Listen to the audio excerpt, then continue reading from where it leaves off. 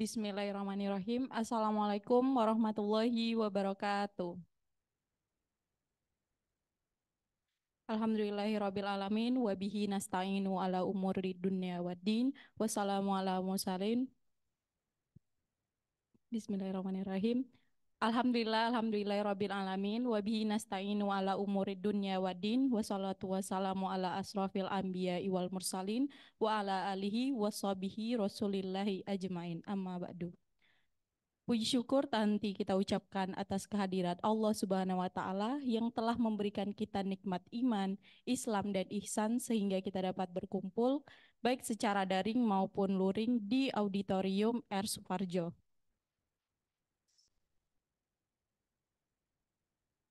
Salawat dan salam senantiasa tercurahkan kepada Nabi Muhammad Sallallahu Alaihi Wasallam, kepada keluarga, sahabat, dan para pengikutnya.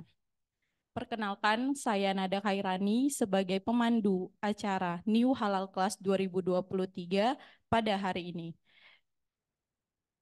Insya Allah untuk New Halal Class 2023 kita sudah memasuki pertemuan ke-16 yang akan membahas materi dengan judul sertifikasi halal dan pemasaran produk pangan halal, produk pangan peternakan yang akan disampaikan oleh Bapak Insinyur Tian Jihadan Wadar, SPT, MSc, PhD, IPP.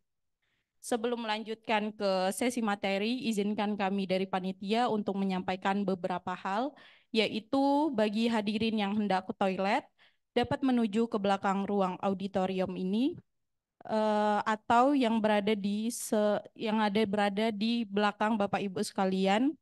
Kemudian untuk informasi terkait kegiatan New Halal Class 2023 akan disampaikan melalui grup WhatsApp yang telah dibentuk, termasuk untuk materi serta rekaman video yang ada di Zoom.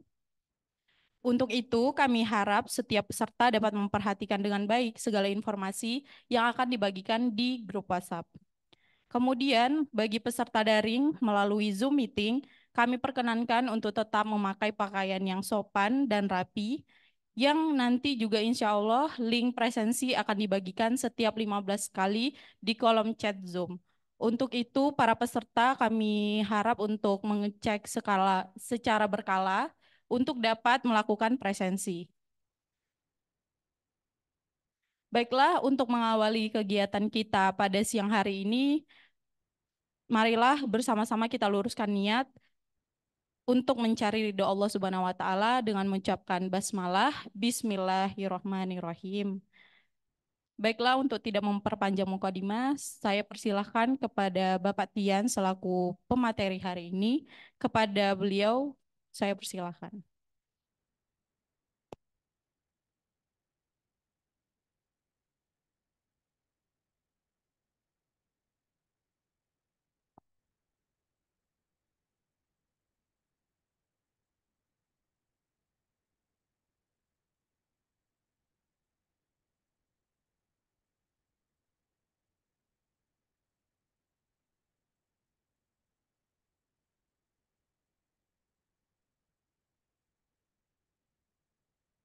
Baik, Assalamualaikum warahmatullahi wabarakatuh. Yang terhormat Bapak Ibu sekalian, terima kasih Mbak Nada tadi sudah diperkenalkan. Yang nama saya Tian Jihadan Wankar. Saya staf pengajar di Laboratorium Agrobisnis Peternakan. Saya juga ada beberapa bisnis di bidang peternakan, sehingga nanti kita lebih sharing-sharing Bapak Ibu sekalian. Kira-kira model pemasarannya seperti apa, terus kira-kira sertifikasi halal itu seperti apa. Saya mau tanya dulu nih, ini ada yang online ada 114 dan ada Bapak Ibu yang offline. Yang saya Bapak, saking putih Bapak. Berapa? Bapak. Nah Bapak, bisnisnya peternakan di arah mana Bapak? Kambing domba, pemeliharaan kambing domba. Oke. Breeding berarti nggih. Oke, nggih. Kalau ibu-ibu ada bisnis di bidang peternakan atau produk pangan? Wonten? Boten? Konsumen? Oh, nggih. Baik. Jadi nanti kita akan ada di dua sisi Bapak Ibu sekalian. Yang pertama adalah sisi produsen dan sisi konsumen. Kalau kemarin mungkin Bapak Ibu sudah 2 pekan yang lalu diisi oleh Ustadz Nanung dan pekan kemarin oleh Pak Dekan kita mengenai, kalau Pak Dekan kemarin saya lihat mengenai tata cara atau konteks pengurusan sertifikasi halal. Jadi nanti sedikit saya tentang sertifikasi halal dan akan lebih banyak mengenai pemasaran produk peternakan serta sebenarnya ngefek nggak sih kalau dari produsen itu mengurus sertifikasi halal gitu. Ini kita akan ngobrolin tentang pangan halal, kewajiban sertifikasi halal, proses sertifikasi halal sedikit, nanti pemasaran produk peternakan serta peluang pemasaran produk pangan tersertifikasi halal. Jadi mungkin bagi Bapak Ibu yang baru bergabung di Zoom, perkenalkan saya Tian. Saya S1 S2 di sini, S3-nya kemarin menempuh di Australia tentang agrobisnis, tentang marketing, yang nanti saya akan sedikit cerita bahwa bagaimana Australia sebuah negara yang mayoritas bukan Muslim, tetapi mereka menerapkan strategi halal ini karena memang marketnya itu tidak hanya di Australia, gitu Bapak Ibu sekalian. Saya masuk di sini nggih, bahwa memang ini mungkin Bapak Ibu sudah perso, sudah tahu semua bagaimana perintah untuk mengkonsumsi makanan halal.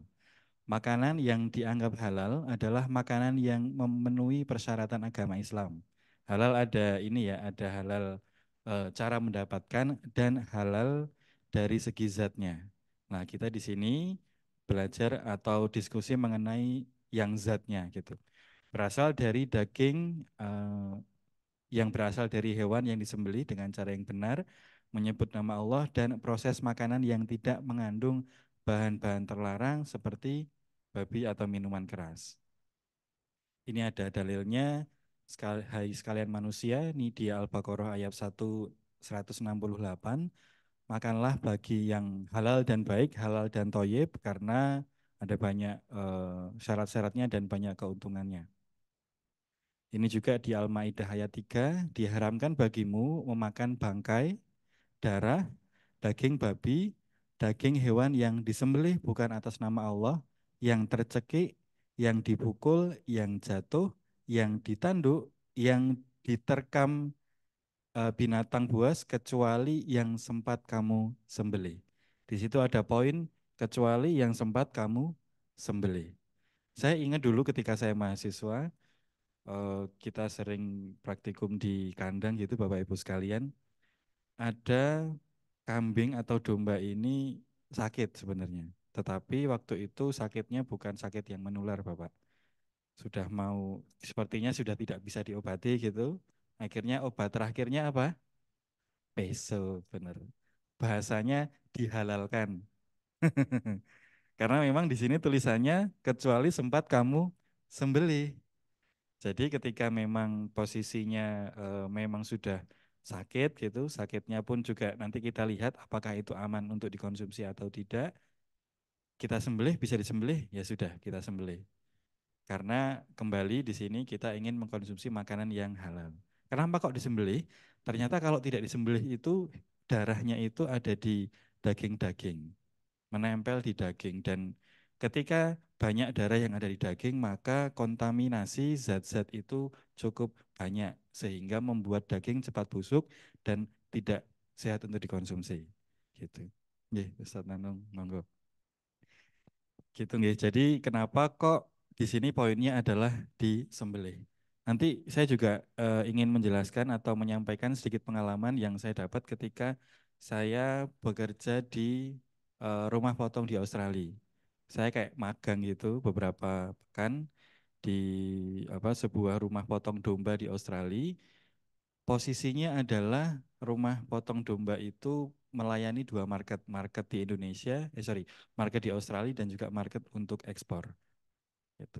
Lanjut, ini kewajiban halal produk pangan, kalau kemarin dijelaskan Pak Dekan juga, pada tanggal 17 Oktober tahun ini. Gitu. Ada Undang-Undang Jaminan Produk Halal, terus ada eh, peraturan pemerintah tahun 2021 tentang penyelenggaraan jaminan produk halal. Meskipun kemarin kita sempat survei di beberapa kota di Indonesia, saya survei di Jawa itu kita survei di 6, maaf, di 9 kota, di Sumatera kita survei 3-4 kota, di Sulawesi juga, memang mayoritas belum punya sertifikasi halal. Itu. Kita tanya waktu itu, kenapa kok Bapak Ibu belum punya sertifikasi halal? Jawaban yang pertama yang mereka sampaikan adalah yang pertama, kalau pemotongannya masih kecil biasanya gini Bapak, customer saya nggak nyari gitu. Sehingga saya merasa belum butuh untuk ngurus sertifikasi halal. Yang kedua, mahal bayarnya. Info mereka seperti itu. Yang ketiga adalah ribet. Nah, ternyata memang nanti saya akan sampaikan juga bagaimana peran-peran dari Fakultas Peternakan dan juga kita bekerja sama dengan beberapa pihak untuk membantu UMKM itu mengurus sertifikasi halal. Tuh. Ini sektor-sektor yang terkait pada sertifikasi pangan halal. Yang pertama rumah potong hewan. Ya, karena tadi kalau kita lihat di Al-Maidah tadi kan intinya adalah sempat disembelih atas nama Allah. Berarti rumah potong hewan ini sebagai titik awal bagaimana produk-produk pangan peternakan kalau saya bilang itu halal atau tidak. Ya nggih. Nanti kita juga akan lihat bagaimana sebenarnya kalau mungkin ibu-ibu atau bapak-bapak ke pasar lihat, wah ini sepertinya kok seperti ini ya. Saya berani beli nggak ya nanti? Nah, kita akan lihat. Terus selanjutnya turunannya dari rumah potong hewan adalah rumah makan. Karena rumah makan ini kan bahan bakunya kalau jual daging berarti dari rumah potong hewan. Catering, ini pengolahan pangan, serta jasa penyimpanan dan pengemasan. Nanti ada yang namanya halal system. Sama-sama mungkin sudah disembelih secara halal, tetapi misal satu freezer antara daging sapi dan daging babi. Kira-kira ibu mau beli mboten? Kayaknya cari yang lain aja deh mas. Nah, terus ini definisi dan prinsip sertifikasi halal. Kalau saya ambil dari BPJPH, sertifikasi halal merupakan pengakuan kehalalan sebuah produk yang diterbitkan oleh Badan Penyelenggara Jaminan Produk Halal. Kalau dulu mungkin MUI ya, kalau sekarang ada BPJPH. Nah, banyak juga yang bilang, Mas, produk saya ini sudah halal, Mas. Sampean gak ndelok jenggotku ta, gitu misal. Iya. Saya masnya nggak lihat kopiah saya gitu kan. Cuma kan kita nggak bisa nggih Bapak Ibu ya. Kita tidak bisa istilahnya menggaransi bahwa oh Bapak ini sudah bertahun-tahun menyembelih ayam misalnya, apakah prakteknya benar gitu kan. Apakah memang sudah sesuai dengan syariat. Kalau mungkin Bapak Ibu menyimak kuliah-kuliah yang pekan-pekan sebelumnya, bagaimana sebenarnya menyembelih hewan itu ditunggu sampai mati dulu, baru dikuliti, gitu kan? Tidak matinya bukan disembelih, tapi matinya di tong anu nggih, pencabutan bulu, gitu. Nah ini ada kaidah-kaidahnya. Sertifikasi halal itu mencakup pengecekan pada bahan, proses pembuatan sebuah produk pangan. Apakah sudah sesuai dengan kaidah yang ditetapkan?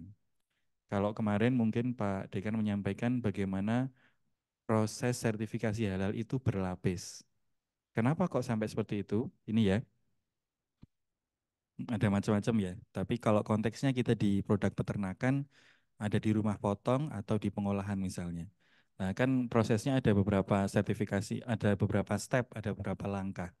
Yang kalau Bapak Ibu sebagai konsumen, kira-kira percaya nggak kalau ini halal, kalau sudah punya sertifikasi?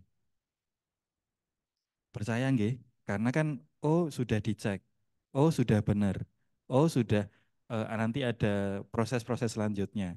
Berarti tidak mungkin, maaf, maksudnya bukan hal yang tiba-tiba langsung ada sertifikasi halalnya. Kalau tidak ada pengecekan, tidak ada proses-proses lebih lanjut seperti itu. Hal-hal ini yang nanti akan saya bahas setelahnya mengenai bagaimana konsumen itu percaya. Itu nggih. Kalau ini proses sertifikasi halal merupakan tahapan yang harus dilalui oleh produsen pangan untuk mendapatkan sertifikasi halal.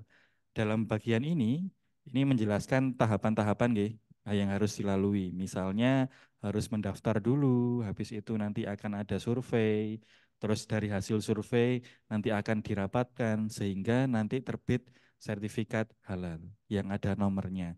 Dan itu pun juga ada masa berlakunya nggih. Pak Nanung ya, ada masa berlakunya. Oh, yang baru, yang terbaru tidak. Kalau zona baru, nggih. Nah, nanti itu yang menjadi apa namanya poin-poin yang kita perlu kaji juga misalnya. Terus ini ada dokumen-dokumen. Nah, ini yang saya bilang tadi ada halal supply chain atau halal system. Bagaimana misalnya dari farm ke factory, terus habis itu ada pengiriman, distributor, ada halal pack, kontainer, dan lain sebagainya. Kalau ini sudah ada halal supply chain, berarti pengiriman tidak akan tercampur dengan bahan yang non halal. Misalnya dari sini farmnya sudah benar nih, pemotongan sapi, misalnya pemeliharaan sapi, di sini disembelih, tapi di satu kontainer dengan produk babi misalnya. Apakah bisa keluar sertifikat halalnya? Nggak bisa. Terus ada ini misalnya pergudangan, ini distributor sampai ke konsumen. Begitu juga ketika nanti ada di restoran. Ketika restoran itu menggunakan misalnya ada arak masak misalnya, meskipun bahan yang lain halal, tapi kalau ada zat non halal maka sertifikat untuk restoran tersebut tidak dikeluarkan. Gitu nggih Pak Nanung nggih. Sehingga memang ketika sudah ada sertifikat halal itu halal supply chain-nya juga mungkin akan dicek. Dari sini kira-kira Bapak Ibu lebih percaya nggak kalau mengkonsumsi produk yang ada label halalnya? Dalam lebih mantap gitu nggih. Waktu itu pengalaman saya di Australia, kami hanya mencari produk-produk yang memang sudah punya sertifikasi halal di produknya. Setelah itu yang memang si supermarket ini paham kaidah halalnya. Jadi ada supermarket Bapak Ibu semua, showcase-nya itu dijadikan satu antara daging sapi, daging ayam, dan daging babi. Sudah di packing bagus gitu kan. Tapi kan kita tidak bisa kita tidak bisa memastikan bahwa mungkin di penyimpanannya nggak tercampur. Kan bisa-bisa tercampur ya, karena memang disimpan di satu tempat yang sama. Tetapi ada beberapa supermarket di Australia waktu itu yang mereka sudah paham bagaimana harus memperlakukan daging yang tidak halal. Gitu. Sehingga terjadi perbedaan. Kalau Bapak Ibu sekalian mengamati, mungkin di beberapa supermarket di Indonesia juga ada yang seperti itu. Saya dari Jakarta, itu ada yang memang dibedakan antara daging sapi dan daging babi. Biasanya diberikan jarak. Dan orang yang menangani pun harusnya berbeda. Karena kan ini ya, pakai apron, ya kan, ada peso. Kalau orangnya sama, Bapak Ibu juga akan khawatir, ini terkontaminasi apa enggak? Ya nggih. Nah, sehingga memang ketika restoran atau supermarket itu sudah ada logo halalnya, itu mungkin sampai dicek ke arah sana. Bagaimana memang ada halal sistem di situ. Bukan hanya pemotongan di RPH, tapi sampai ke pengemasan, sampai ke apa penataan misalnya, simpannya seperti apa. Oke, kita masuk ke bauran pemasaran produk peternakan. Jadi kalau tadi sedikit mungkin mengulang dari materi yang pekan-pekan kemarin mengenai sertifikasi halal, ini kita masuk ke bauran pemasaran produk peternakan. Ini sebenarnya lebih untuk produsen. Makanya tadi saya di awal saya tanya, apakah Bapak Ibu ini seorang produsen produk peternakan gitu, produk pangan, mayoritas konsumen gitu. Oke. Nanti, oh sebenarnya bagaimana sih cara menjual produk peternakan? Apakah sertifikasi halal itu worth it untuk diurus misalnya? Nanti kita akan simak bersama. Jadi kalau kita ngomong bauran pemasaran, itu adalah seperangkat alat pemasaran yang digunakan untuk mencapai tujuan perusahaan dalam memenuhi target pasar. Jadi yang namanya pemasaran itu berbeda dengan hanya menjual. Marketing beda dengan selling. Kalau selling itu, kalau marketing itu dia merancang sedemikian rupa, selling itu bahasanya kalau kita di sepak bola, dia Ronaldonya misalnya. Bagian untuk mengedilkan atau menjual barang. Nah, kita nanti akan belajar bagaimana pemasaran atau bauran pemasaran untuk produk-produk peternakan. Kalau menurut Ciptono adalah seperangkat alat yang digunakan oleh pemasar untuk membentuk karakteristik produk atau jasa yang ditawarkan kepada pelanggan. Tadi Bapak Ibu lebih percaya nggak kalau ada sertifikasi halalnya? Percaya nggih? Kira-kira ngasih taunya ke konsumen seperti apa? Nanti kita lihat. Gitu. Ini kalau kita di bahasa marketing ada marketing mix 4P, sebenarnya ada 7P, ada 12P, tapi kita di kesempatan ini saya akan menyampaikan yang lebih singkat 4P, yaitu ada produk, ada price, ada place, dan ada promotion. Kenapa kok 4P? Ini istilahnya kalau saya bilang 4P ini adalah kombinasi ketika nanti Bapak Ibu sekalian ingin menjual produk-produk yang dipunya atau diproduksi gitu. Misalnya saya lihat ada yang memproduksi daging ayam misalnya. Nah, nanti kita akan lihat bagaimana. Kita masuk produk. Produk adalah segala sesuatu yang ditawarkan ke pasar. Pasar ini market ya, bukan berarti cuma pasar Beringharjo, bukan berarti cuma pasar Keranggan gitu, tapi pasar itu adalah market untuk mendapatkan perhatian, mengakuisisi penggunaan atau konsumsi yang dapat memuaskan keinginan atau kebutuhan. Kebutuhan siapa kira-kira? Kebutuhan konsumen. Berarti yang namanya produk itu harus tahu dong konsumennya butuh apa. Produsen harus memproduksi produk yang dibutuhkan oleh konsumen. Gitu. Ini ada elemen pada produk, ada kualitas produk, ada kemasan, ada merek, ada teknologi, kenyamanan, aksesoris, dan ada sertifikasi. Tadi misalnya nih saya tanya lagi, Bapak Ibu kalau membeli produk, membeli yang dimakan, kira-kira lebih percaya nggak kalau ada sertifikasi? Percaya nggih? Sertifikasi kalau yang sering Bapak dengar, sertifikasi apa? Apa aja kalau di pangan? Halal? BPOM pernah dengar? BPOM. NKV pernah dengar NKV? Ada yang pernah dengar NKV? Mungkin belum nggih. Jadi sekalian promosi. Jadi sertifikasi NKV itu adalah sertifikasi untuk produk pangan peternakan, produk pangan hasil hewan yang untuk higienitas serta nanti ada beberapa kriteria.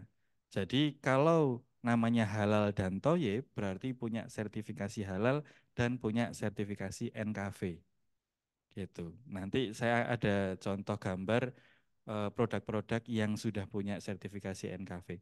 Mungkin Bapak Ibu sudah beli, sering beli, tapi nggak aware, nggak nggak pernah ngeliatin gitu ya. Terus pokoknya beli mas gitu.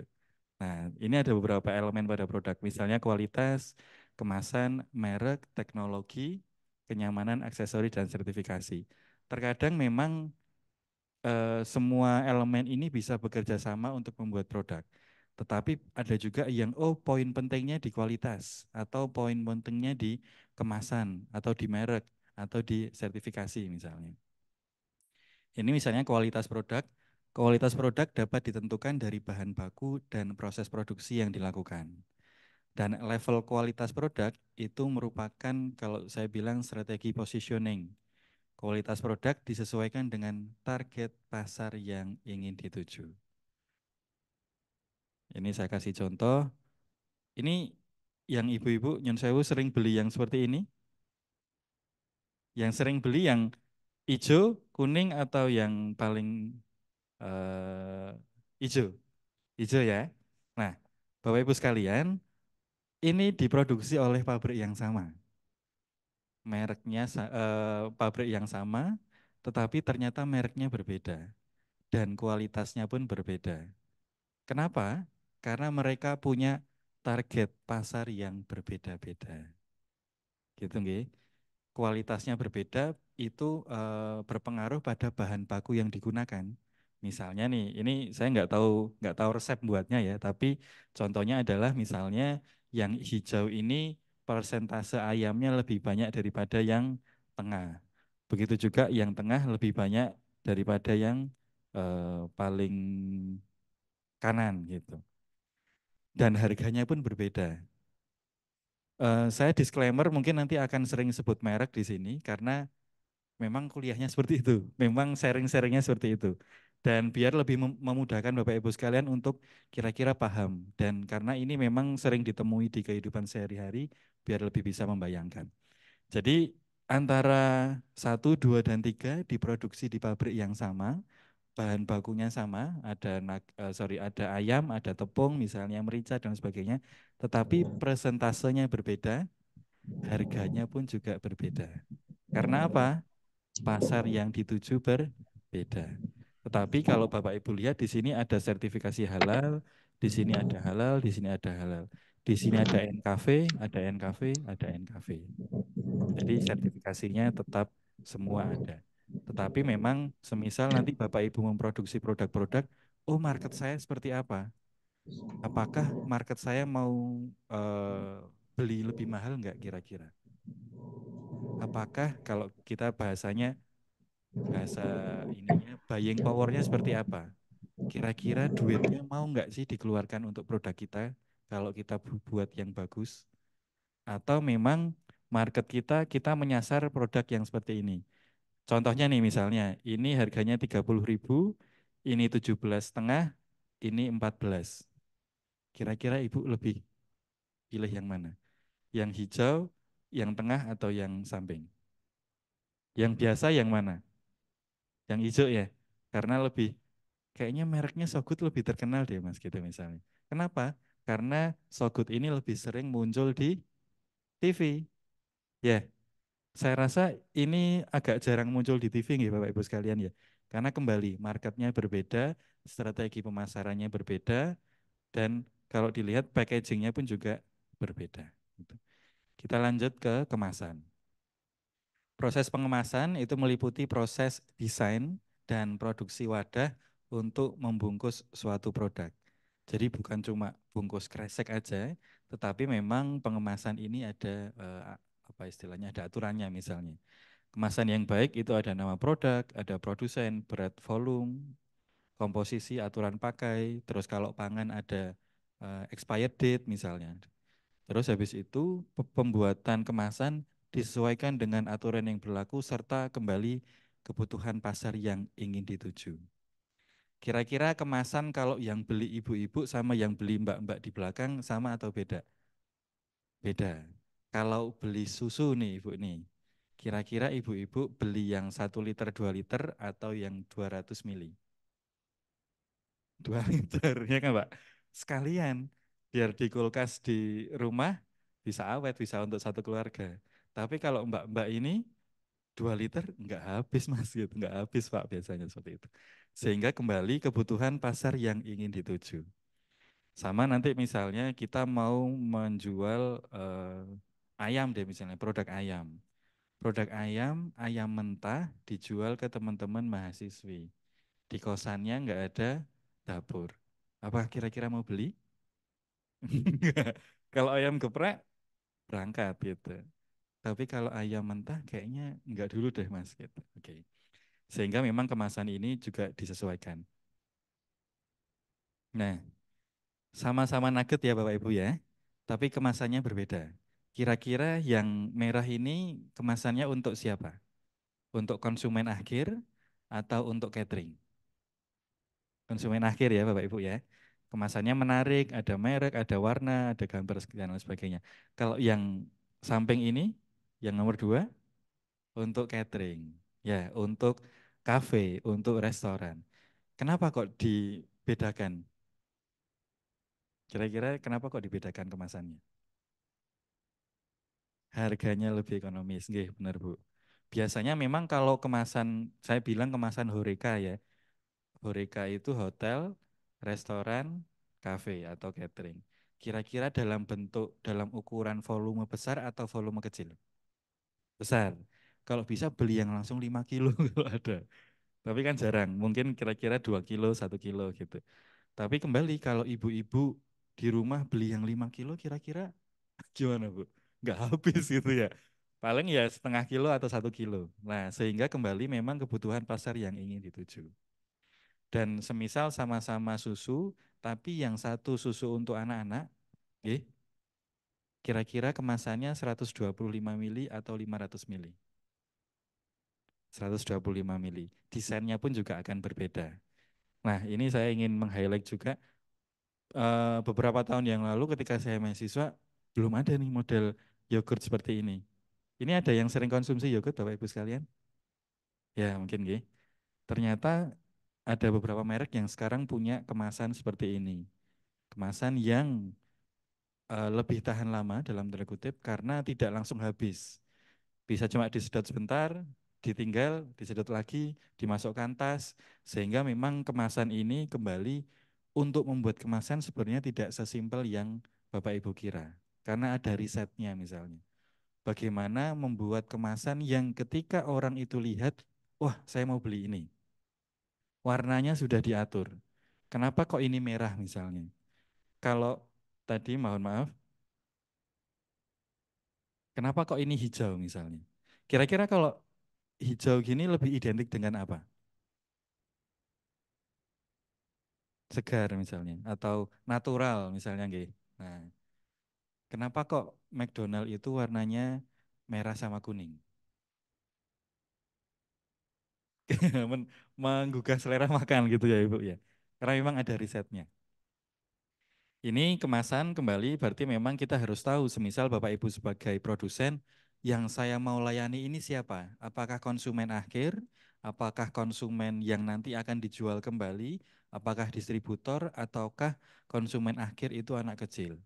Karena kalau di kelas saya menyampaikan sebenarnya yang kita layani itu ada beberapa orang.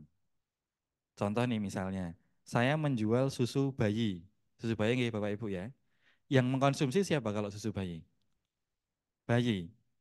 Yang milih siapa kira-kira? Ibunya. Yang bayar siapa? Bapaknya misalnya. Berarti kan saya harus bagaimana berkomunikasi untuk mudah dimengerti oleh bapak dan ibunya. Meskipun produk tersebut untuk anaknya. Nanti kita akan bahas bagaimana iklan itu bisa mempengaruhi orang gitu. Ini ada merek. Jadi merek adalah nama, istilah, tanda, simbol atau desain atau kombinasi antara semuanya yang dimaksudkan untuk mengidentifikasi barang dan jasa dari satu penjual atau kelompok untuk membedakan antara produk mereka dengan produk yang lain. Dan pembuatan merek pun juga disesuaikan dengan target market serta citra produk yang diinginkan. Contoh saya mau kasih pertanyaan buat Bapak Ibu sekalian. Kalau Bapak Ibu mau beli produk keju misalnya, kira-kira mereknya lebih prefer merek luar negeri ke barat-baratan atau merek Jawa? Kalau keju ya mosok merek Jawa Mas itu misalnya. Tapi kalau mungkin Bapak Ibu mau lagi pengen bakmi Jawa misalnya, ya lebih ke Pak Desopo atau Mbah siapa gitu kan ya. Yang itu memang target atau citra produk yang diinginkan adalah produk Jawa atau produk lokal.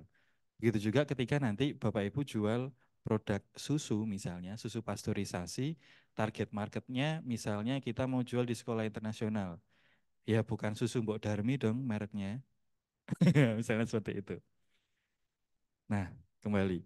Ternyata sekarang susu UHT itu mereknya saya baca kemarin lebih dari 5 ini, ada 10 kalau nggak salah. Dan kalau saya bilang susu UHT, kira-kira yang ada di benak Bapak Ibu apa mereknya? Ultra, apalagi? Frisian Flag, ya, apalagi? Indomilk, apalagi?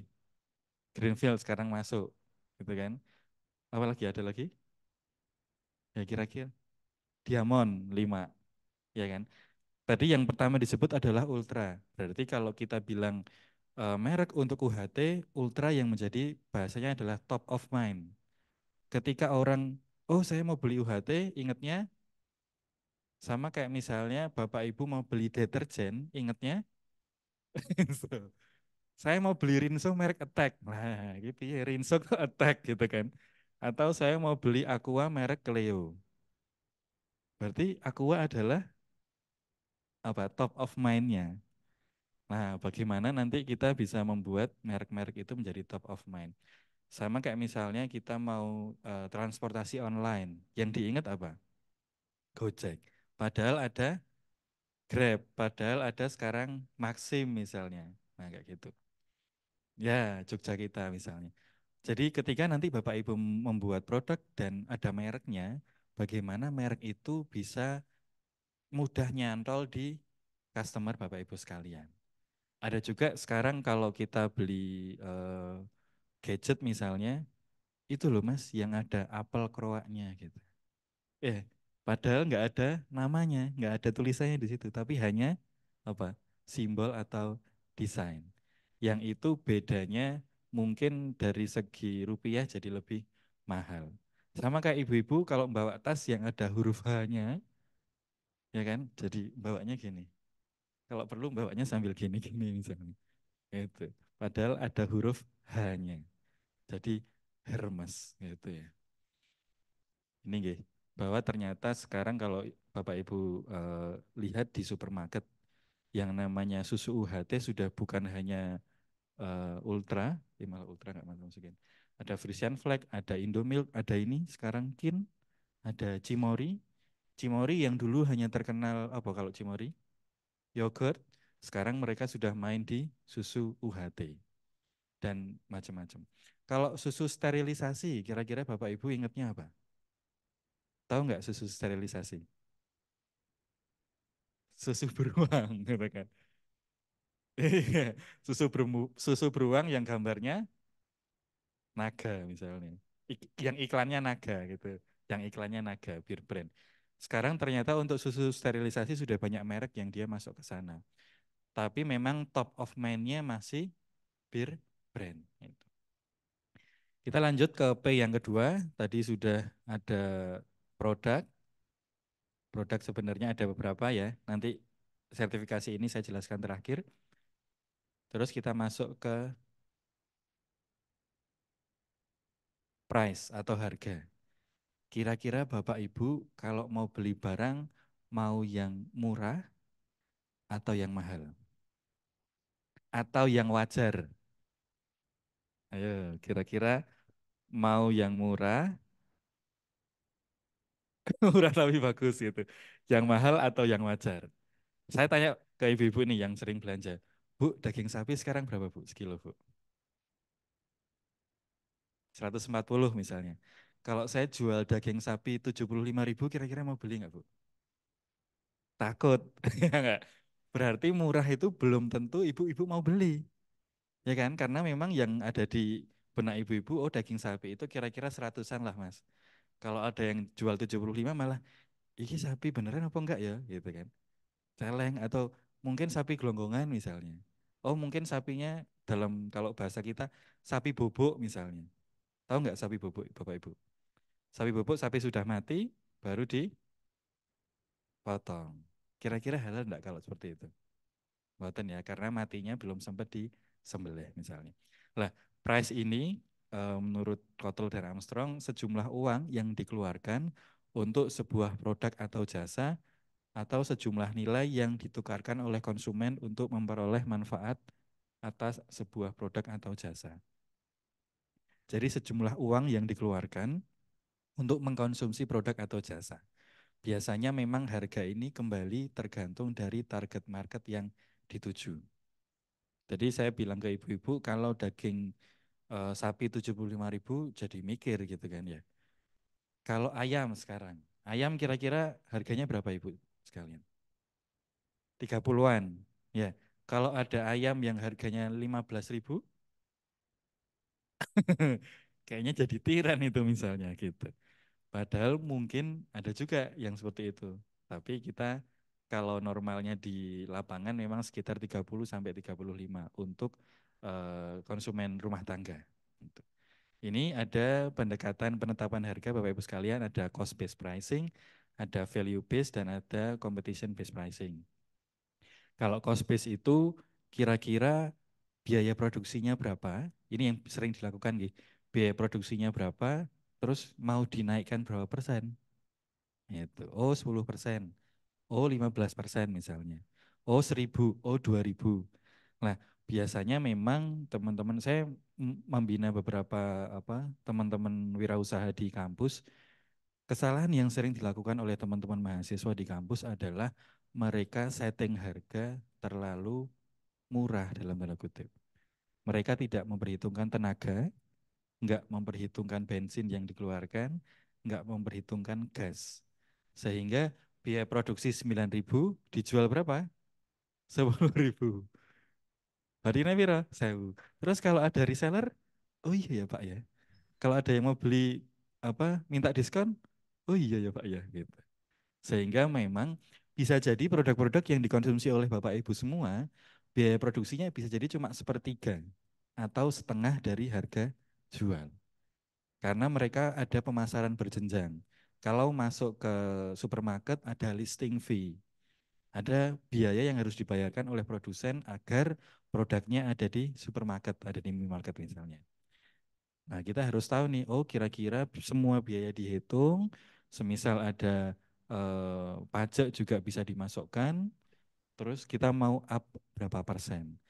Semisal produk itu yang bisa berjenjang, kira-kira kita mau memberi fee untuk reseller kita berapa persen misalnya. Nah, itu harus diperhitungkan juga. Atau yang kedua ada value based pricing. Kira-kira produk kita ini memiliki value yang seperti apa ya? Sama kayak tadi mungkin ibu-ibu sekalian, kira-kira tas itu, tas yang ada huruf H-nya itu, biaya produksinya apakah seharga rumah? Enggak juga gitu. Tetapi ternyata memang harganya tas itu bisa seharga rumah gitu. Karena ada value-nya yang berbeda. Bagaimana produk itu kalau sudah punya value yang oke, yang itu ada merek, ada lain sebagainya, orang juga mau beli. Contoh misalnya handphone, gadget ya. Mungkin merek yang ada logo Apple Kroaknya itu biaya produksinya tidak sebesar harganya. Tetapi kita mungkin akan lebih proud, lebih apa istilahnya, lebih aware, lebih bukan aware, lebih senang, lebih bangga kalau telepon ada Apple Kroaknya misalnya. Sama kalau misalnya minum kopi, yang saya Bapak Ibu suka ngopi yang 3.000, 20.000, apa 50.000? Starbucks. Kalau saya Pak buat sendiri di rumah misalnya. Nah, ternyata ini ada value-nya Bapak Ibu sekalian. Oh, kalau kalau anak muda bahasanya kalau ngopi di Starbucks nggak seru kalau enggak dimasukkan Insta Story. Nggak seru kalau enggak di posting misalnya. Sehingga memang mereka mencari value itu. Terus kalau competition based pricing, kira-kira kompetitornya harga berapa? Kalau produk Bapak Ibu masih bahasanya price war, berarti neng kono piro? Ya wis aku lebih murah. Neng kono piro? Ya udah aku lebih murah. Itu akan lebih susah untuk dalam tanda kutip mendapatkan profit. Berarti bagaimana? Ya Bapak Ibu harus mempunyai produk yang mempunyai daya saing dibanding produk lain. Sehingga orang mau membayar lebih mahal. Nanti kita akan belajar juga.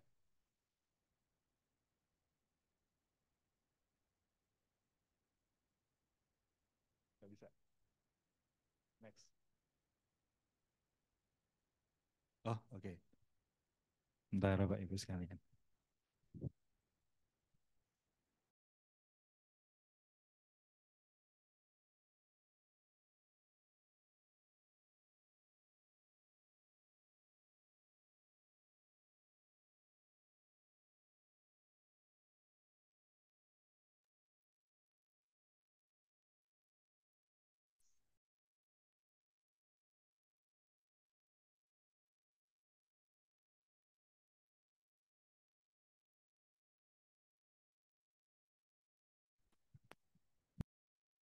Oke, suara hilang kah?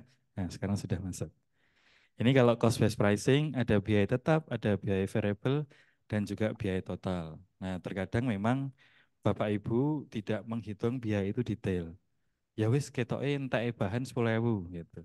Ya udah saya jual 12.000.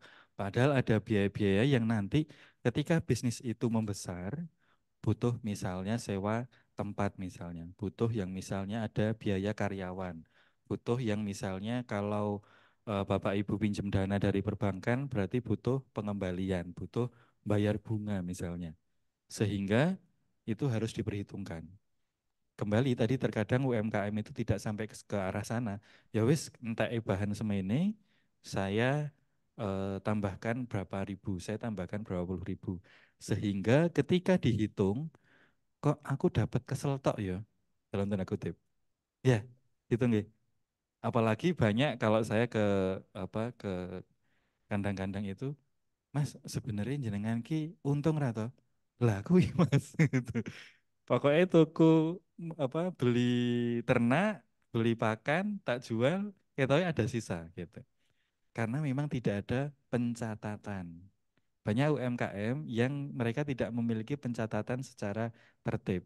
Atau paling tidak kalau bahasa kami rekeningnya dipisah antara rekening rumah tangga dan rekening bisnis. Sehingga kita bisa tahu, oh bisnis kita itu sebenarnya untung atau enggak. Oh kira-kira harganya ini sudah, kalau bahasa Jawa, wis cucuk durung gitu. Harganya ini sudah sesuai enggak? Jangan-jangan saya cuma kerja bakti. Kerja bakti enggak Bapak Ibu enggak? Sudah setahun, 2 tahun sepertinya laku terus, tapi kok duitnya nggak ada misalnya seperti itu. Ini terus P yang ketiga adalah place. Place itu sekarang sudah berbagai makna. Kalau di sini lokasi atau sarana di mana produk atau jasa dari produsen sampai konsumen atau di mana produk dapat diakses oleh konsumen. Sekarang saya mau tanya Bapak Ibu, Nyon Sewu. Kalau mau beli makan misalnya untuk makan sekeluarga, kira-kira faktornya pemilihan tempat seperti apa? Bersih, lajeng napa dados Pak kira-kira Pak? Pemilihan tempat,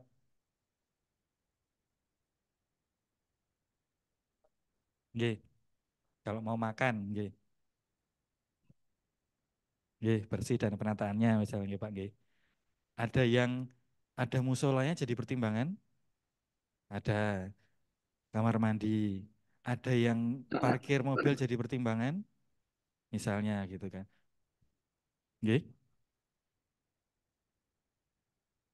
dapurnya nggih.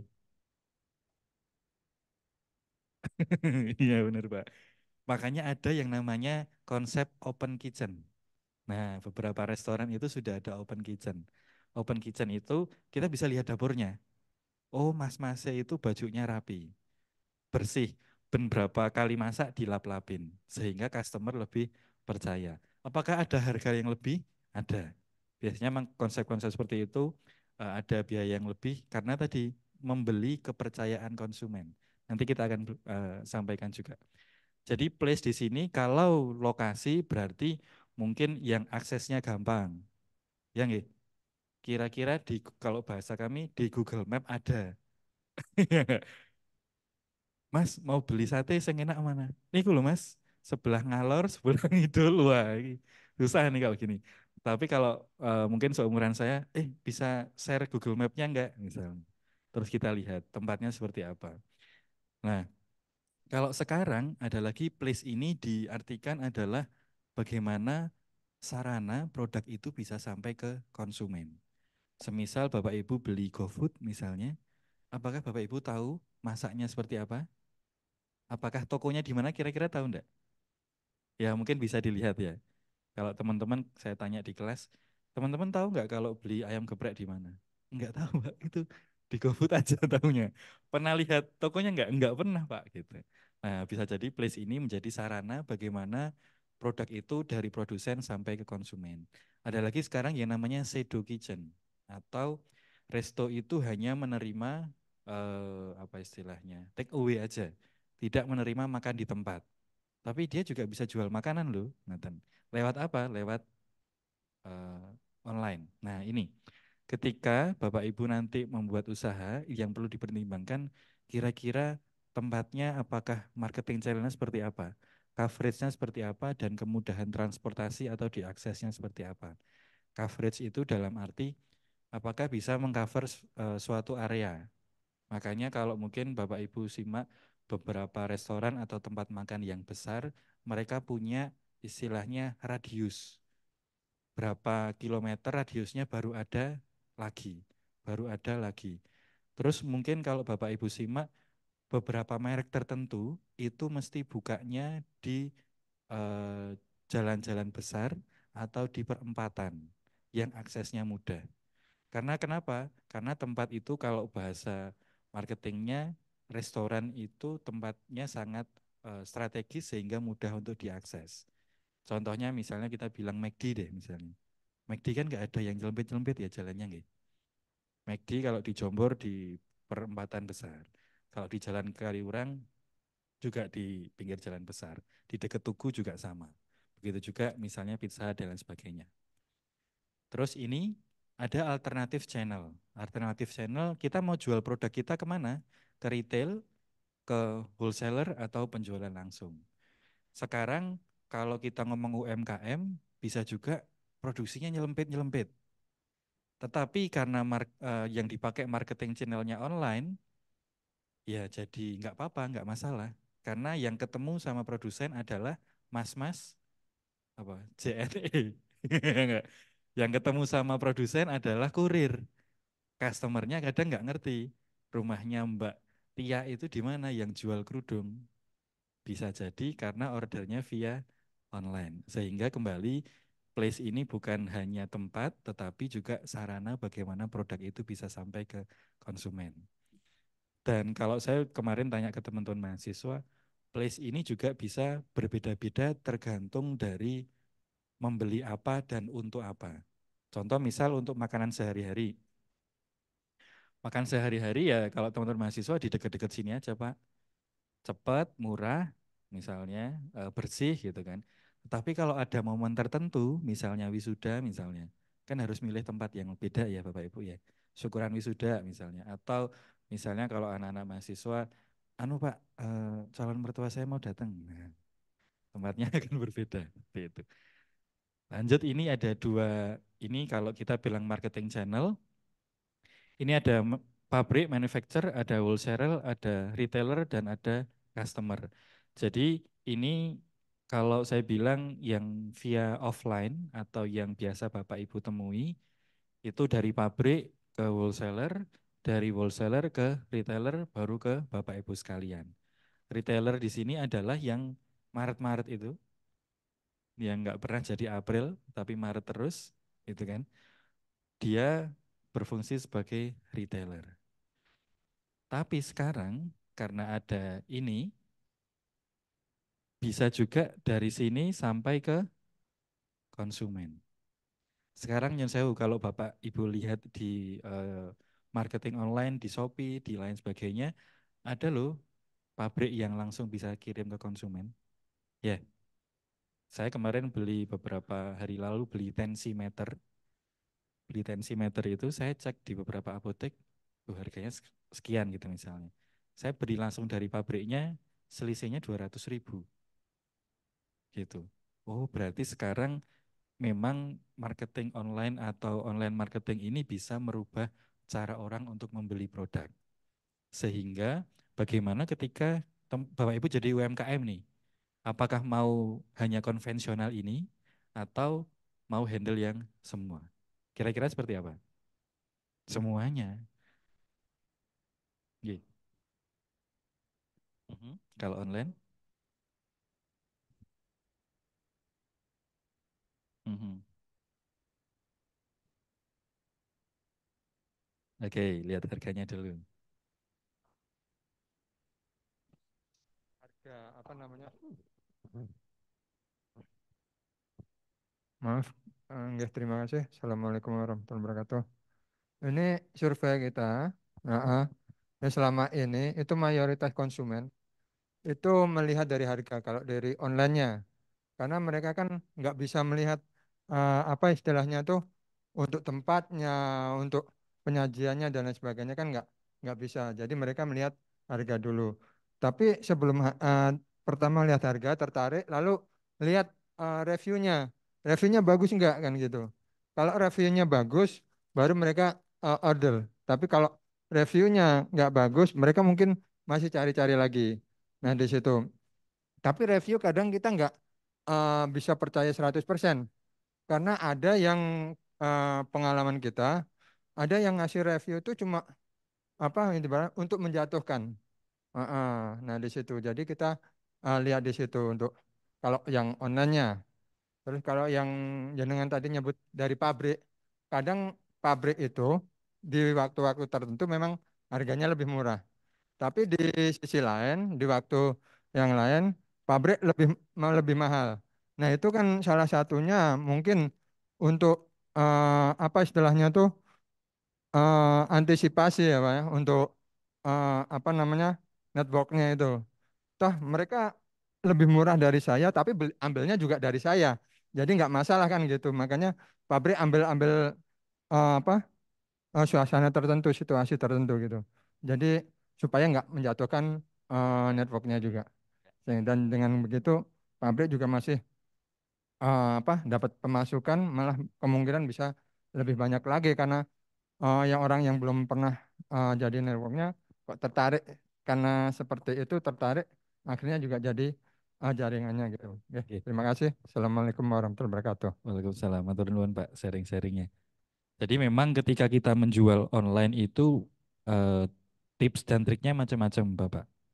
Kalau misal tadi menyampaikan review, kalau kita lihat di saya pun kadang kalau kita milih makan, milih tempat makan kan lihat review nggih, lihat review Google. Bintangnya berapa? Bahasa anak sekarang gitu. Begitu juga kalau kita beli online. Sehingga memang ada kalau kita bilang marketing 4.0 itu kira-kira melihat review. Bagaimana experience orang lain. Bagaimana pengalaman orang lain ketika makan atau minum di tempat tersebut. Kadang kita juga kalau sebagai pengusahanya, kadang kita perlu membeli, Pak. Membeli review orang. Gimana caranya? Saya beberapa kali makan di beberapa tempat, mereka ngasih kayak ada informasi gitu, silahkan beri review bintang 5 di Google, nanti ditunjukkan ke kasir, akan dapat es teh gratis misalnya, akan dapat es krim gratis. Itu dalam arti kita membeli review dari customer kita. Efeknya apa? Nah, ternyata memang ada customer yang kalau mau makan lihat review dulu, ya kan? Kalau mau makan lihat, kalau mau beli online lihat review dulu. Dan mesti kan ternyata ketika Bapak Ibu lihat barang di apa online bisa jadi membeli lebih mahal sedikit, reviewnya bagus, yang terjual lebih banyak. Ya nggih? Misalnya Bapak Ibu mau membeli produk termos deh, misalnya ibu-ibu membeli termos. Produk dari toko A harganya 100.000, yang beli sudah 1.000 orang dan bintangnya kira-kira 4,6. Yang di toko B harganya 90.000, tapi yang beli baru 10 dan bintangnya 4. Kira-kira lebih pilih yang mana? Mhm. Dari review. Ha. Mhm.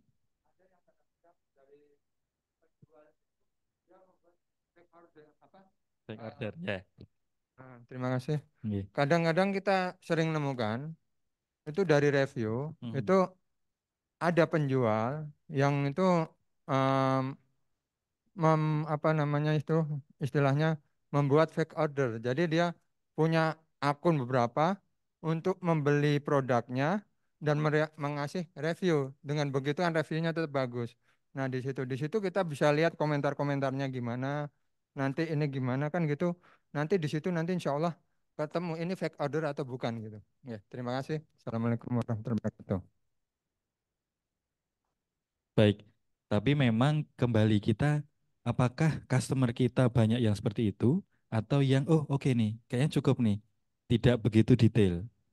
Ya, sehingga memang kembali review itu cukup signifikan tadi ya. Terus misalnya online, bagaimana kalau tadi saya bilang Ada pricing strategi Bapak. Kadang memang kalau pabrik jual langsung ke customer, harganya kalau terlalu murah kasihan ini retailernya. Tapi misalnya ada momen apa yang mungkin diskon 15%, tapi selain itu masih harga yang biasa. Terus kita lanjut ke P yang terakhir atau promotion, itu adalah kegiatan untuk memperkenalkan keunggulan produk kita kepada masyarakat luas melalui berbagai media yang tujuannya untuk membujuk pelanggan untuk membeli. Sekarang saya mau tanya Bapak Ibu kalau mau beli sesuatu itu kira-kira lihat di HP atau lihat di koran? Beli makanan misalnya, lihat di HP. Koran wis gak ono Mas gitu misalnya. Berarti kalau saya mau ngiklankan tempat makan saya misalnya saya jual nasi kebuli misalnya. Kira-kira lewat media online atau lewat koran? Yo media online Mas gitu. Kira-kira kalau misalnya nih saya mau jual nasi kebuli untuk mahasiswa kira-kira lebih ke Facebook atau Instagram dan TikTok? Instagram dan TikTok gitu ya. Facebook ada yang masih main Facebook Bapak Ibu sekalian? Ya masih lah ya beberapa gitu kan. Tetapi kembali target market kita siapa? Karena tujuannya adalah memperkenalkan keunggulan produk dan membujuk pelanggan untuk beli. Kalau target market kita anak muda, berarti kira-kira anak muda itu mengakses apa sih? Oh mungkin anak muda sekarang lebih ke Instagram sama TikTok. Bahasa-bahasa yang dipakai juga harus bahasa anak muda karena membujuk untuk membeli. Nah, sekarang saya mau tanya, kalau tadi saya jual susu bayi. Kira-kira bahasanya seperti apa? Membuka obrolannya di iklan seperti apa kalau susu bayi? Ini yang saya mungkin sudah beberapa tahun yang lalu beli susu bayi nggih, Bu, nggih. Ya, misalnya ayah bunda atau dear moms gitu misalnya ya. Kan bukan hai guys, kan bukan ya? Karena susu bayi. Beda kalau penjualnya ini adalah penjual susu pasteurisasi, susu HT yang memang itu untuk mahasiswa. Tulisannya kan hai guys, ya misalnya teman-teman yang ada di sini nih. Karena memang dipakai untuk membujuk pelanggan untuk beli. Sehingga bahasa dan media yang dipakai itu harus sama. Kalau misalnya Bapak Ibu jual ternak, ya ini misalnya nih jual ternak. Saya jualan kurban juga Bapak Ibu, saya jual hewan kurban dari 2010. Sekarang ada beberapa teman yang menjalankan. Kalau 4-5 tahun yang lalu saya jual kurbannya di Jawa Timur. Saya ada di Jogja, tapi saya jualannya di Surabaya, Sidoarjo, Malang. Caranya lewat apa jualannya? Lewat HP. Jadi tim saya ada yang di Jawa Timur, saya jual lewat HP, orang order ke saya, transfernya ke saya ada di Jogja, barangnya dikirim dari Sidoarjo dan Malang. Bagaimana kok bisa? Karena ada HP. Gitu. Ya saya tinggal, misalnya saya punya tim, ada beberapa teman-teman di sana yang, oh mereka fokus untuk produksi, mereka fokus untuk menyembelih misalnya, mereka fokus untuk packaging dan sebagainya. Bagaimana promosi, karena ini keunggulan produk, yang saya tonjolkan adalah Bapak Ibu bisa pesan kurban dan yang diantar dagingnya. Bapak Ibu sudah tidak usah repot nyembelih. Pada saat COVID ini sangat laris. Ya enggak? Karena kan takut ke masjid nggak Bapak Ibu ya? Mas saya itu pengen kurban, pengen ngerasa ke masak gulai, tapi nek neng masjid kok yo masih COVID gitu. Sehingga kami memfasilitasi, saya menangkap bahwa oh konsumen saya seperti itu. Ya udah, saya buat layanan seperti itu dan saya promosikan melalui media online, lewat WA, lewat Instagram dan sebagainya. Dan alhamdulillah mulai sampai sekarang, sampai tahun kemarin masih jalan. Ini ada strategi promosi, ada advertising, iklan, ada personal selling, tenaga penjualan, ada promosi penjualan, dan ada public relation atau kehumasan. Ini sedikit tentang advertising, segala bentuk penyajian dan promosi ide, barang atau jasa secara non-personal, karena ini advertising, suatu sponsor yang biasanya memerlukan pembayaran. Yang kan sekarang kalau Bapak Ibu ngiklan kan ada bayarnya, berbayar gitu. Seperti itu. Dan iklan itu juga kita harus mempertimbangkan jenis produk yang diiklankan, kembali segmen pasar yang dituju dan media yang digunakan. Kalau sekarang ada lagi lebih advance, buat iklan itu jangan lama-lama. Karena orang jadi bosan. Nah, lagi sak menit di scroll aja ke atas. Bagaimana kira-kira dalam 10 detik, dalam 15 detik orang sudah nangkep, oh saya jualan ini, oh saya mau membeli ini. Sehingga memang kita perlu, kalau bahasa bahasa akademisnya kita perlu riset, Bapak. Kita perlu riset apakah misalnya kita membuat beberapa versi iklan, kira-kira yang lebih masuk di customer itu iklannya seperti apa misalnya. Nah, kembali customernya siapa nih? Bintang iklannya siapa? Kalau misalnya saya ke ibu-ibu, kira-kira bintang iklannya apakah eh, Luna Maya? Masih masuk Luna Maya, Ibu? Jual jilbab atau Laudia Cynthia Bella? Ya, misalnya seperti itu. Atau kalau misalnya segmen saya 60 tahun ke atas, saya akan lebih milih eh, apa, bintang iklannya Titik Puspa misalnya. Ya nggih. Misalnya kita Ibu, oh, tua. Saya lihat beberapa iklan itu memang ditujukan ke segmen siapa dan produknya apa. Contoh misalnya sendal kesehatan, bintang iklannya Deddy Miswar. Ya nggih. Terus kalau misalnya produk-produk yang untuk kecantikan lebih karena itu lebih ke anak muda, cewek berarti bintang iklannya yang seumuran seperti apa. Karena kembali segmennya yang dituju siapa. Biasanya orang akan lebih percaya kalau itu satu apa istilahnya, satu umur yang sama misalnya atau memiliki value yang sama. Makanya ada yang disebut dengan influencer. Ya, kalau di sosmed sekarang ada influencer, anak muda ini beberapa mahasiswa saya di kelas.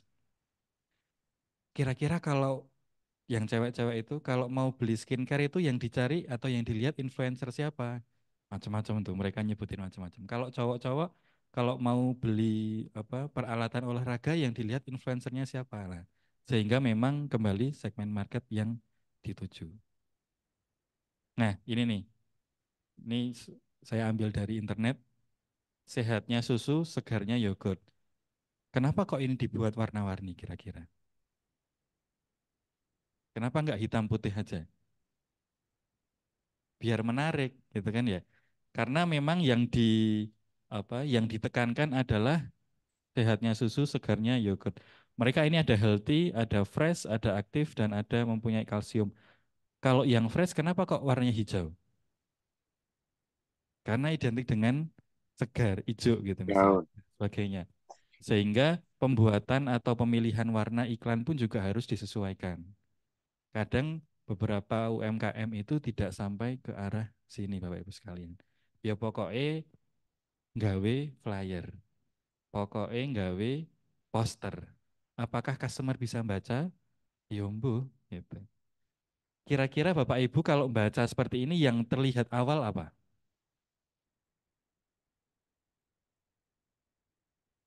Ya, slogannya. Sehatnya susu, segarnya yogurt. Ini yang ingin disampaikan oleh si pembuat poster ini. Berarti dia ingin mengesankan bahwa kalau mau sehat dan segar, minumlah yogurt. Iya, kok ini lagi. Di ini dong, di share full screen.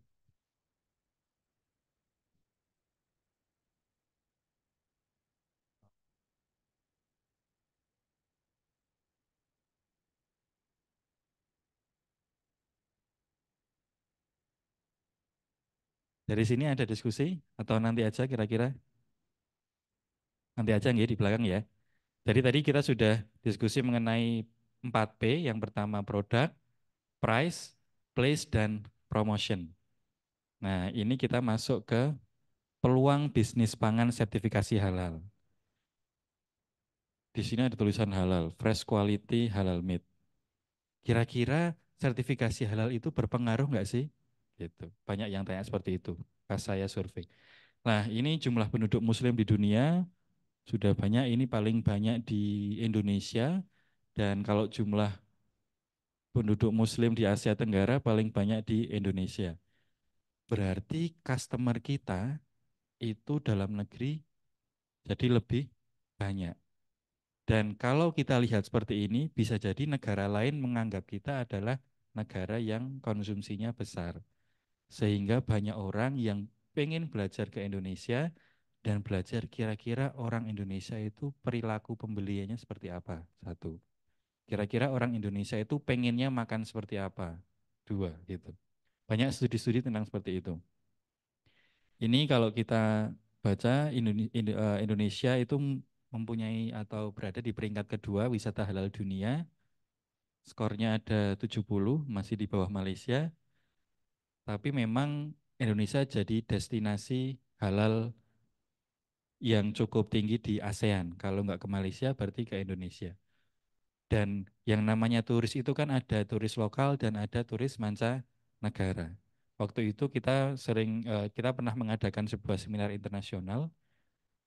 Pesertanya dari negara-negara Arab, Jazirah Arab. Yang ditanya adalah, sorry, ini makanannya ada sertifikasi halalnya enggak? Mereka sampai mau makan tanya seperti itu. Padahal sudah tahu kalau Indonesia adalah negara mayoritas Muslim. Berarti nanti kita akan bahas juga. Ini manfaat sertifikasi halal dalam bisnis pangan. Yang pertama, untuk membangun customer trust. Tadi kan ibu-ibu, bapak-bapak sudah di awal, kira-kira pilih yang ada sertifikasi halalnya atau enggak? Ya pilih gitu kan. Karena memang membangun kepercayaan konsumen. Terus ini ada expanding into global market dan marketing and branding advantages. Yang nomor dua ini saya rasakan sendiri bagaimana negara-negara yang minoritas Islam tetapi mereka pengen punya market yang lebih luas di negara lain, mereka ngurus sertifikasi halal. Mereka belajar tentang halal. Di tempat saya yang waktu itu saya sempat part-time di Australia, penyembelihnya itu orang Muslim. Sampai ada beberapa orang. Tetapi yang lainnya nggak masalah. Titik kritisnya adalah yang menyembelih. Si Julehanya ini waktu itu pas saya shift itu orang Afrika. Tapi banyak juga akhirnya sekarang teman-teman saya yang jadi juleha di luar negeri. Di New Zealand dan di Australia itu beberapa orang Indonesia. Poinnya adalah market saya yang ada di sana butuh sertifikasi halal. Saya kalau mau ngirim ayam ke Arab, berarti harus sertifikasi halal. Yang itu dilakukan oleh negara-negara Eropa, negara-negara Australia, New Zealand. Karena marketnya butuh. Terus ini ada marketing and branding advantages. Mereka juga belajar bagaimana halal itu jadi sebuah branding. Karena sekarang ada halal is my way ya. Kalau Bapak Ibu eh, cek di online itu bagaimana halal sudah menjadi suatu gaya hidup. Dan kalau Bapak Ibu ada kesempatan keluar negeri, terkadang mereka sudah memberikan leaflet untuk produk-produk halal yang ada di kota-kota tersebut. Sampai di bandara, kadang ada yang ngasih leaflet. Oh, misalnya saya sempat ke Melbourne waktu itu, baru-baru pertama kali ke Melbourne, saya cek, terus saya Google Map gitu, dan ternyata memang ada kawasan Muslim di sana misalnya. Dan itu banyak yang halal. Kalau seperti itu kan saya sudah lebih nyaman ya. Oh ya wis, saya tak maam di sini aja. Waktu itu saya ada conference di Melbourne. Lanjut. Nah, ini nih tentang bagaimana building customer trust atau kesadaran konsumen untuk memproduksi produk halal kan meningkat sekarang ya. Mungkin beberapa tahun yang lalu orang belum ngecek sertifikasi halal atau orang belum ngecek logo halal. Tapi nanti saya tampilkan hasil survei saya.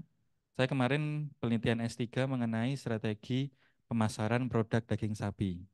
Jadi saya survei ke beberapa kota, saya survei ke Bandung, ke Jogja, saya ke Jakarta dan sedikit di Surabaya gitu. Terus ini konsumen mulai mencari produk dengan sertifikasi halal. Nah, yang bawah ini mohon maaf mungkin ada beberapa yang tidak terlihat. Ini proses ketika orang mau membeli. Yang pertama ini need awareness. Oh, saya butuh. Ya enggak? Kira-kira kalau Bapak Ibu ingin membeli sesuatu kan berarti Bapak Ibu butuh atau pengen. Selanjutnya ini ada information search. Cari dulu nih, bisa dari tetangga, tanya teman-teman, atau bisa dari handphone. Terus yang ketiga, mengevaluasi alternatif. Saya mau beli bakso, di dekat rumah itu ada 5 bakso. Kira-kira yang mana ya? Itu kan mengevaluasi alternatif. Ya wis, saya beli di bakso A. Akhirnya saya beli. Setelah beli, yang dirasakan apa ya? Oh enak, mantep. Nah dari sini ada 2 kemungkinan. Apakah dia kecewa dan tidak membeli lagi, atau dia puas dan memberitahu orang-orang yang lain. Biasanya lewat, kalau kita di online lewat review misalnya, lewat bintang, lewat review. Sehingga ketika Bapak Ibu memang mencari yang halal tadi, posisinya ada di sini, mengevaluasi alternatif. Nanti saya ada gambar, kira-kira Bapak Ibu pilih yang mana. Ini beberapa hasil penelitian yang memang sertifikasi halal berpengaruh pada minat beli produk makanan olahan melalui citra merek. Terus yang kedua, ini ada di beberapa negara, bukan hanya di Indonesia. Sertifikasi halal berpengaruh positif terhadap minat beli, kesadaran halal berpengaruh positif terhadap niat beli. Terus terdapat hubungan positif antara kesadaran halal terhadap kesediaan membeli produk di Malaysia. Terus ini di Inggris, konsumen muslim di Inggris dengan tingkat religius tinggi lebih memilih produk yang tersertifikasi halal. Nah, kalau ini riset saya, yang di Jogja saya riset ke 400 orang, itu ternyata yang paling tinggi, ini tentang kalau Bapak Ibu membeli daging sapi, kira-kira yang dicari seperti apa? Nah, yang paling tinggi itu 46% yang halal, halal slaughtering method. Yang kedua ada warnanya merah, yang ketiga ada kualitasnya terjamin. Tapi ternyata yang paling tinggi ada di halal slaughtering method. Ini saya survei ke beberapa pasar dan meat shop. Pertanyaannya kira-kira seperti ini.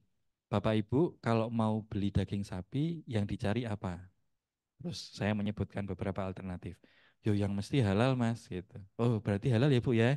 Oke saya centang 1. Habis itu apa lagi Bu? Itu mas biasanya itu yang merah-merah itu loh mas warnanya. Ya udah saya centang 2. Terus apa lagi sampai 3. Nah ternyata harga yang murah itu low price cuma 3%. Sama kayak tadi saya tanya ibu-ibu ya. Kalau daging sapi saya jual 75.000 mau beli enggak gitu. Mikir-mikir dulu gitu kan. Karena tadi berarti murah itu belum tentu jadi pertimbangan untuk membeli sesuatu. Gitu. Nah ini ada, ini ayam Bapak Ibu sekalian. Ayam. A ya, saya kasih tanda A sama B. Ini mohon maaf saya cari yang nggak ada mereknya belum ketemu. Ini ada sertifikasi halal dan ini NKV. Kira-kira Bapak Ibu pilih yang A atau yang B? Yang B misalnya. Kalau sama-sama 30.000, beli yang B. Gitu nggih. Kalau yang satu 30.000, yang satu 32.000 misalnya. Tetap yang B. Kalau yang satu 30.000, yang B 35.000. Masih B? Masih B, oke. Kalau yang B ini 37.000, mikir misalnya seperti itu. Lah, kenapa? Oh, melek yang salah. Jadi memang itu jadi pertanyaan riset saya juga Ibu. Sampai seberapa sih customer itu ingin membeli kalau ada sertifikatnya? Gitu. Ternyata memang sertifikat itu punya nilai tambah. Yang ini saya sampaikan juga ke Bapak Ibu UMKM. Gini loh Bapak Ibu, kalau Bapak Ibu punya sertifikat halal, itu bisa dipajang di produknya. Ternyata ibu-ibu sebagai sebagai penentu belanja di rumah itu lebih milih yang ini. Kalau yang ini kira-kira gimana? Mau beli kalau di sini? Mau beli. Karena ada tulisannya kios potong halal, ayam halal dipotong dengan juleha, bersih, ya kan warnanya hijau. Ini. Sehingga ini adalah bentuk advertising, bentuk promosi. Bagaimana kita mempromosikan keunggulan produk kita ke customer. Tulisannya gede banget. Kalau di pasar udah kelihatan. Ya enggak? Kalau nggak ada tulisan kayak gini, kira-kira ibu-ibu tahu nggak kalau itu halal? Nggak tahu. Misalnya. Ada lagi misalnya sertifikat halalnya ditempel di sini. Lebih percaya. Itu nggih. Nah, ini yang sering saya sampaikan ketika ngobrol sama Bapak Ibu UMKM. Bu, Pak, kayak gini tuh ternyata berpengaruh loh Pak. Gitu. Dan kemarin saya survei di Malang, customernya itu kalau saya lihat physically sepertinya non-muslim. Tetapi tanya, Mbak, iki sembelih halal nggak Mbak? Loh ini loh Pak penonton sertifikatnya. Padahal saya lihat begitu orangnya pergi, saya tanya ke mbaknya, Mbak itu tadi muslim? Kayaknya enggak ya Pak. Oh berarti tidak hanya yang muslim saja yang mencari sertifikasi halal. Gitu. Gitu nggih Bapak Ibu ya. Kalau tadi ini lepas dari ini ada tulisannya, tapi mungkin Bapak Ibu juga akan memperhatikan. Gitu. Kalau sama-sama ayamnya, tapi kita pilih dong yang ada halalnya. Gitu. Terus tadi expanding into global market, sekarang sudah impor dari mana-mana, produsen dapat memperluas pasar lokal maupun internasional, perlu sertifikat halal untuk masuk ke pangsa pasar retail modern dan ekspor. Saya bilang ke Bapak Ibu yang UMKM waktu itu, Pak, kalau Bapak punya sertifikasi halal, bisa supply ke restoran, bisa supply ke supermarket. Dan memang itu dibutuhkan. Ada lagi nanti sertifikasi NKV. Jadi Bapak bisa dong dapat cuan lebih banyak, misalnya seperti itu. Meskipun nanti ada teknisnya yang lebih advance gitu ya. Ini sertifikasi halal di beberapa negara. Ada dari Belanda, dari USA. Ini dari mana nih? Ya dari beberapa negara. Dan ini mereka tampilkan memang di toko-toko mereka. Waktu itu saya yang kerja di rumah potong itu halal ini ditampilkan di depan pintu masuk kantor mereka. Kenapa? Padahal mayoritas bukan Muslim yang kerja di situ, tapi mereka punya value ini. Karena memang market-market mereka ke Malaysia, ke Arab, ke Indonesia yang mayoritas Muslim. Terus ini marketing and brand advantages, ada memberikan keuntungan pada usaha, nama dagang, memudahkan konsumen, memudahkan pemilik usaha untuk berkembang. Ini ada LP POM MUI Halal Award, Favorite Halal Brand. Kalau Bapak Ibu sempat simak, itu ada surveinya. Nanti survei-survei mengenai halal brand misalnya dan sebagainya. Ternyata memang sekarang itu kembali, ternyata customer sudah mencari. Sama-sama beli ayam tapi cari yang halal misalnya. Sama-sama beli, kalau saya sampai ke minyak wijen, ya kan kadang kita lihat nih kalau kita beli minyak wijen.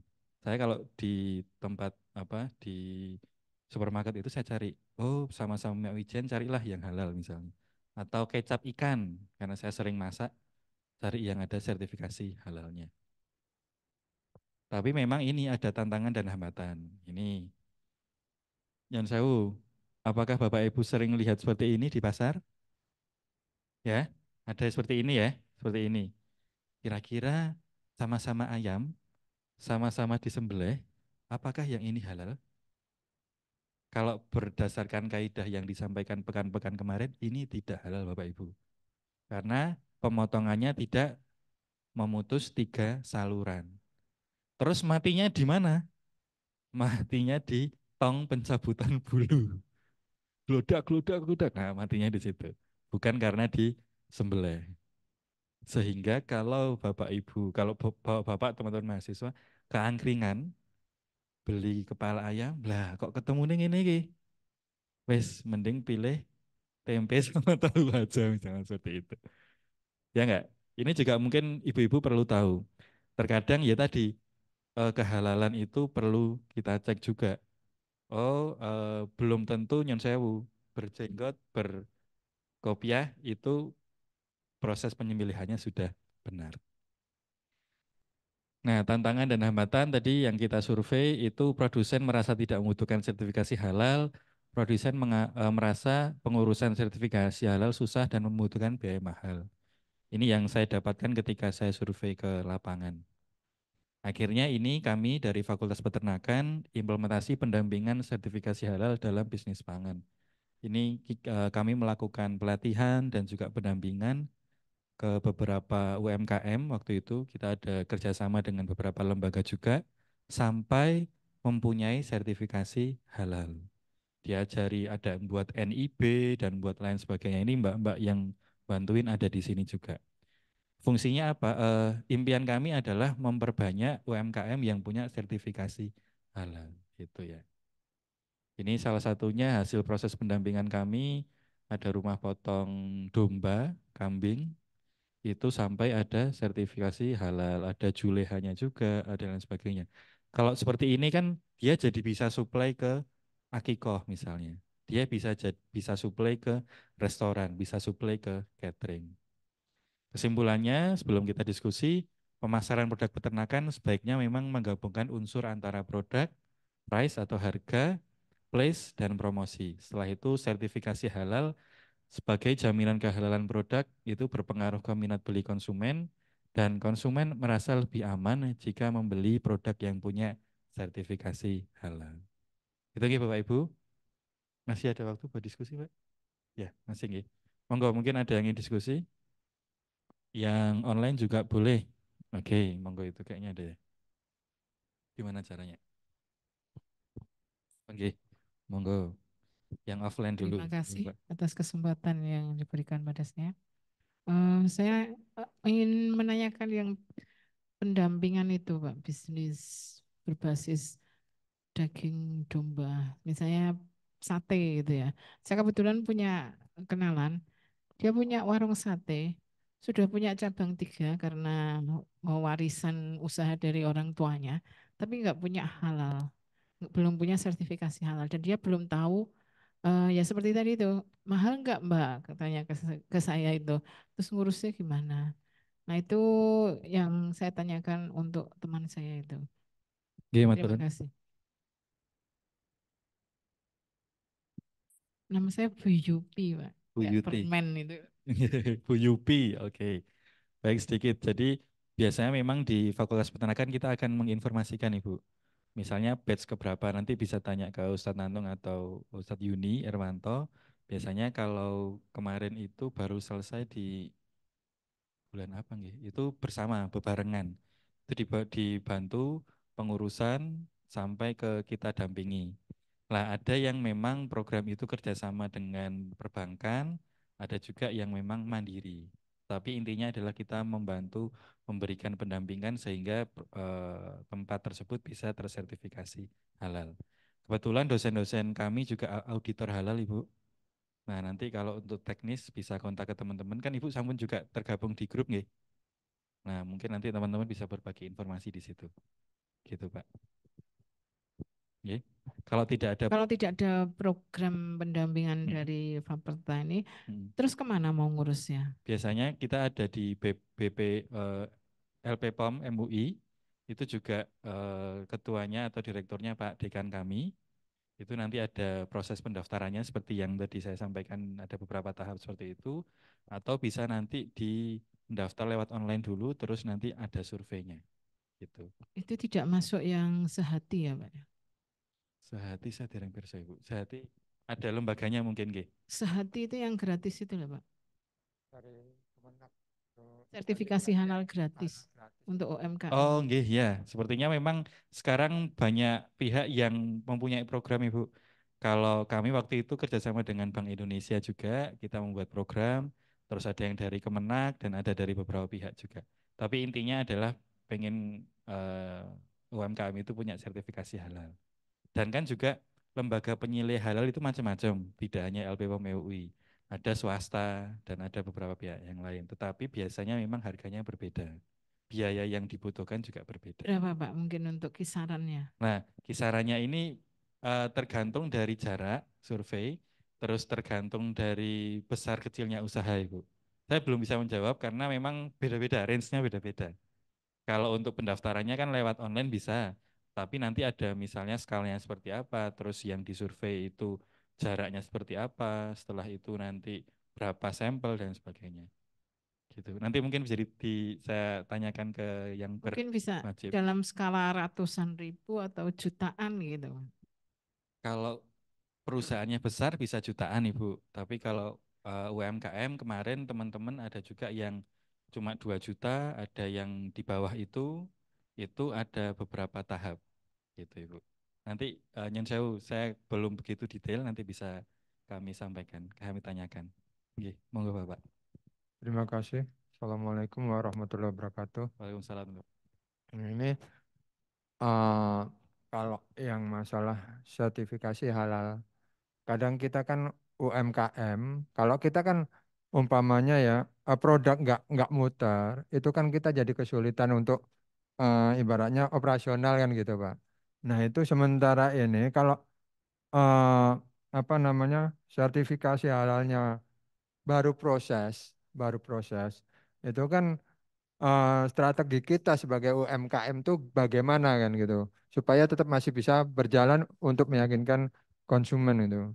Untuk yang pertama, yang kedua kalau umpamanya lewat online tadi kan disebut sebagai online. Nah itu eh, seandainya tempat produksi kita itu pindah, umpamanya dulu tuh kita riset riset lapangan udah laris, tapi kita belum belum pakai brand.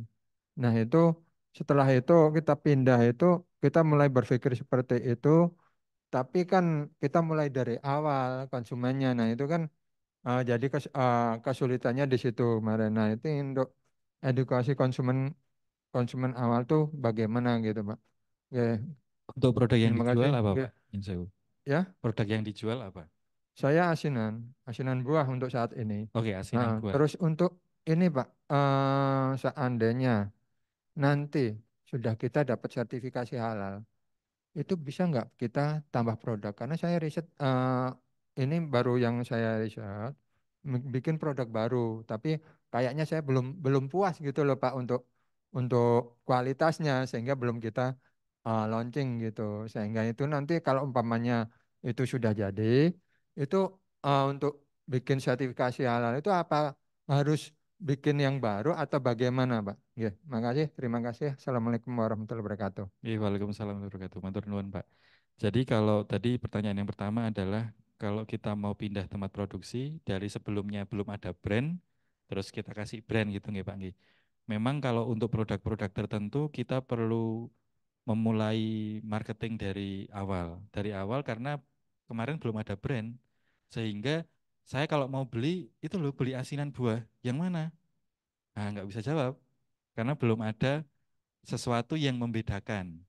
Tapi kalau ada brand, misalnya brandnya, apa Pak sekarang brandnya?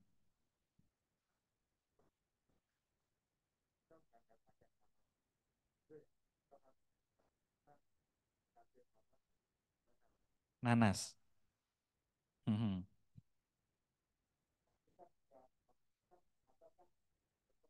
Mhm.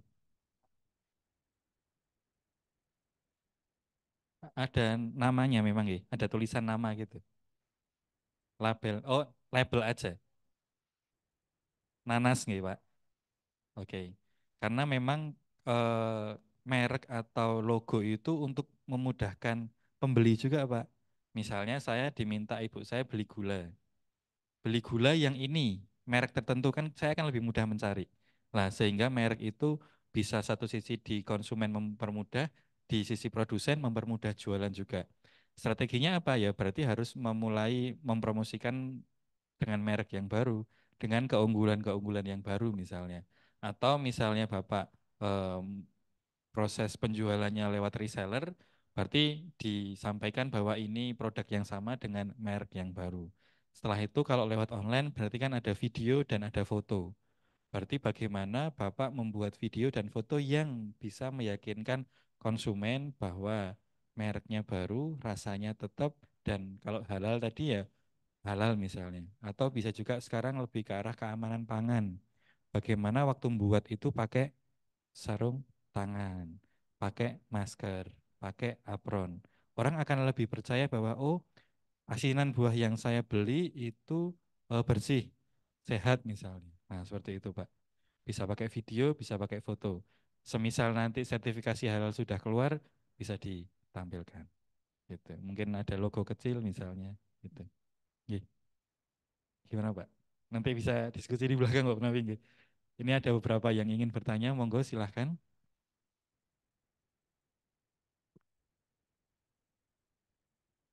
Yang pertama Pak Iwan Junaidi dulu, monggo.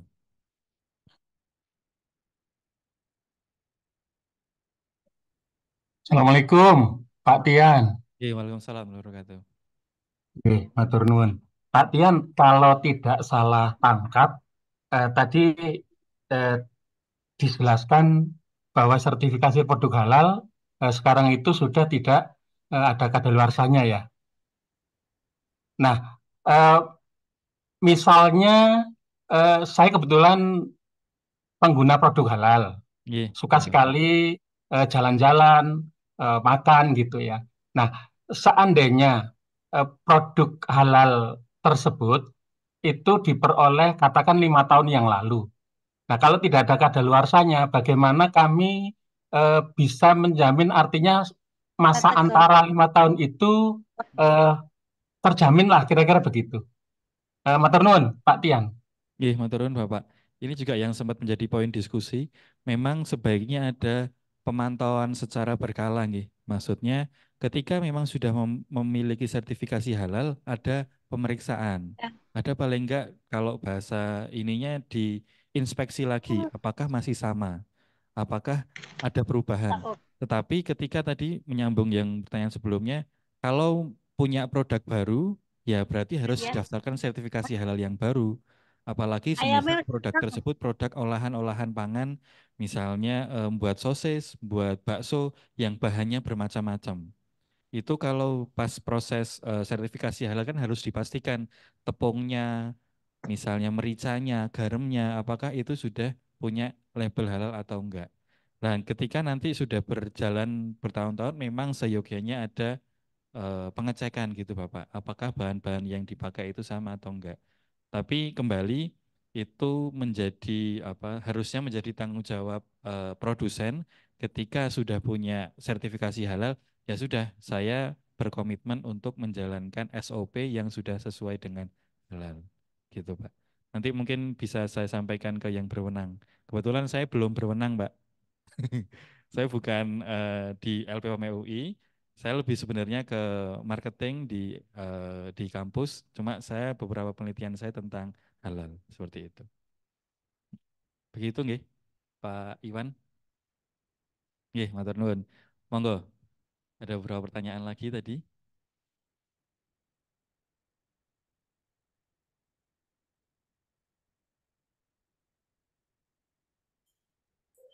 Assalamualaikum, Ustaz. Waalaikumsalam warahmatullahi wabarakatuh. Ya, saya Dani dari Jakarta, Ustaz. Dari Jakarta. Ya. Saya mau sharing aja bahwa terkait sertifikasi halal, Ustaz. Kebetulan saya seorang karyawan swasta ya, tapi saya sudah memiliki sertifikasi Juleha, Juru Sembelih Halal BNSP. Dan kemudian saya juga sudah memiliki pelatihan, pernah mengikuti pelatihan penyelia halal ya untuk UMKM. Dan mungkin untuk kedepannya saya akan mengikuti pelatihan penyelia halal untuk skala menengah ke atas. Nah, yang jadi kendala saya adalah saya sudah mencoba ke beberapa lokasi penyembelihan ya, ayam misalnya, RPU, rumah potong unggas. Kemudian ada juga kebetulan ada teman saya, dia produsen jualan pentul gitu, Ustaz. Nah, saya coba tawarkan terkait dengan produk gimana supaya mendapatkan sertifikasi halal. Cuman sampai saat ini tidak, responnya kurang antusias, bahkan ya sekedar terkesan cuek gitulah. Nah, yang jadi pertanyaan saya adalah kenapa sih UMKM ya, pelaku UMKM kayak tadi misalnya sebagai contoh teman saya ataupun RPU itu belum memiliki keinginan untuk mendapatkan sertifikasi halal. Dan jawaban mereka ketika saya tanya adalah yaitu biayanya berapa gitu. Bukannya apa sih untungnya atau benefitnya ketika mendapatkan sertifikasi halal, tapi yang ditanyakan adalah biayanya dulu, Ustadz gitu. Jadi saya agak kesulitan. Nah, saya ke depannya mungkin ada nggak forum untuk terkait penyelia halal atau bagaimana marketing memasarkan bagaimana produk-produk halal itu bisa disenangi atau bisa diminati oleh terutama untuk UMKM-nya gitu, Ustaz. Terima kasih. Terima kasih Bapak dari Jakarta. Jadi memang itu juga kami temui Pak ketika kita survei di beberapa tempat, ke rumah potong ayam, rumah potong domba waktu itu yang akikah seperti itu. Pertama adalah, ngapain sih Mas saya ngurus sertifikasi halal? Bayarnya berapa? Pertanyaan pertama. Tadi apakah worth it, kalau bahasa kami, apakah cocok saya mengeluarkan biaya tersebut dengan benefit yang akan saya dapatkan? Nah, ternyata terus saya kasih info seperti itu. Oh iya ya, ternyata kalau sudah punya sertifikasi halal, saya bisa supply ke tempat yang memang itu membutuhkan sertifikasi halal. Cateringnya bisa nambah ke supply ke tempat yang lain. Dan kalau untuk biaya, saya rasa sekarang itu banyak lembaga yang memberikan pendampingan secara gratis. Kemarin kita bekerja sama, kalau peternakan ada dengan Bank Indonesia Pusat dan Bank Indonesia Daerah. Begitu juga dari Kemenak nih, tadi ada informasi juga ya dari Kemenak. Sehingga memang kalau tadi diinfokan Oktober 2024 harapannya punya sertifikasi halal, berarti itu jadi sebuah program nasional yang bisa diinfokan juga ke UMKM.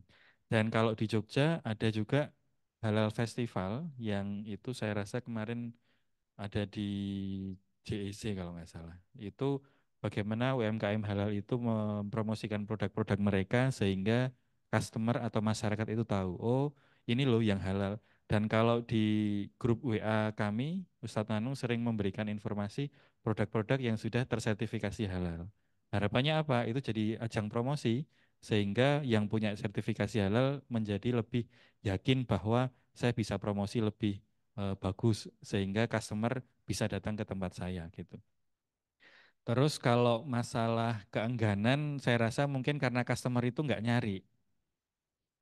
Mayoritas kemarin waktu saya tanya ke UMKM, mayoritas yang beli di saya itu nggak tanya Mas, tetapi marilah kita sekarang mulai bertanya. Karena kalau dari segi kebijakan itu kan kebijakan bisnis, customernya mau apa? Lah monggo Bapak Ibu sekalian silakan kalau mau beli ayam atau mau beli daging sapi ditanya dulu, Pak atau Bu ini sudah ada sertifikasi halalnya belum? Akhirnya nanti penjualnya, oh iya ternyata sertifikasi halal itu sekarang sudah dicari ya. Nah akhirnya bahasanya adalah customer push gitu. Yang ini saya sampaikan juga ke waktu saya survei, nanti kedepannya kayak gini loh Bu, kemungkinan customer Ibu itu juga akan cari. Oh gitu ya Mas ya. Ya wes lah, saya tak coba cari-cari informasi. Lah memang butuh pendampingan dengan, kalau kami di perguruan tinggi, di lembaga, di pemerintah untuk mendampingi UMKM. Saya rasa kalau sendiri UMKM sendiri itu PR-nya sudah banyak nggih Pak nggih. PR jualan, PR produksi gitu nggih. Lah akhirnya kita bantu bersama. Mungkin gitu. Ada lagi? Satu lagi nggih? Silakan Pak Bayu. Sudah. Oh Nadia, oke monggo. Mungkin Ibu Nadia. Karena waktu mungkin satu pertanyaan saja. Baik, Pak. Assalamualaikum warahmatullahi wabarakatuh. Waalaikumsalam warahmatullahi wabarakatuh.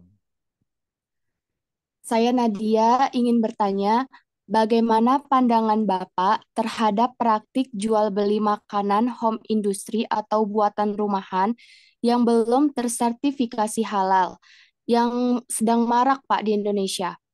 Padahal kan sudah mandatori pada 17 Oktober 2024, semua yang makanan yang masuk dan beredar di Indonesia wajib bersertifikat halal. Terima kasih.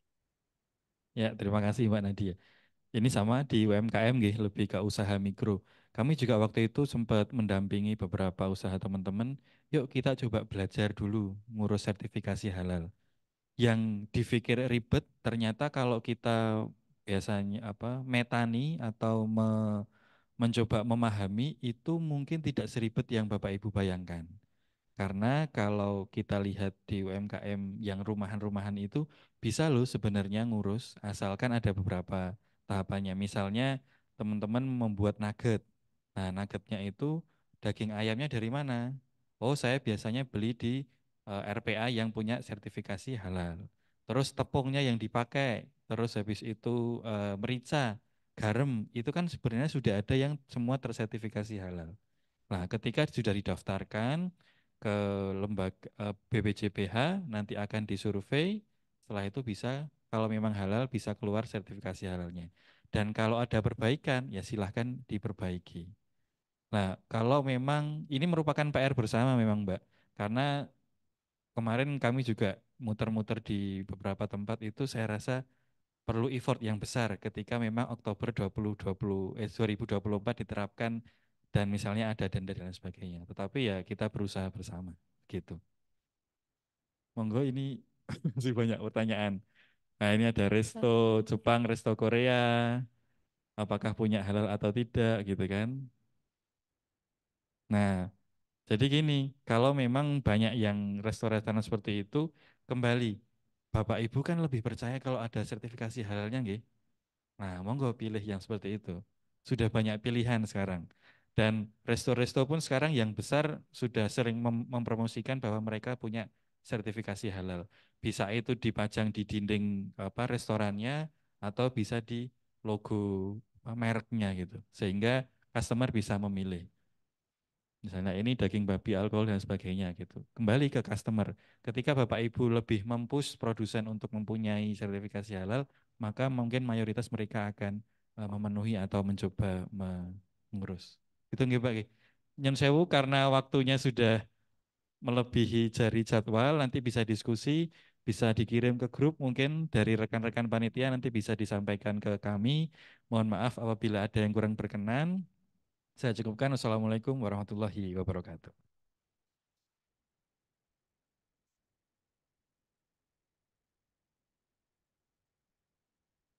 Jazakillah khairan Pak Tian atas pemaparan materi yang luar biasa.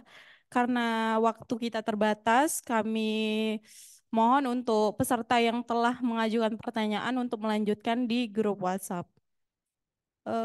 Kemudian kita sudah berada di ujung acara karena belum asar juga. Kita mungkin bisa kembali ke rumah masing-masing. Selanjutnya untuk peserta yang ada di Zoom, kami persilahkan untuk segera mengisi presensi yang telah kami kirim di kolom chat Zoom.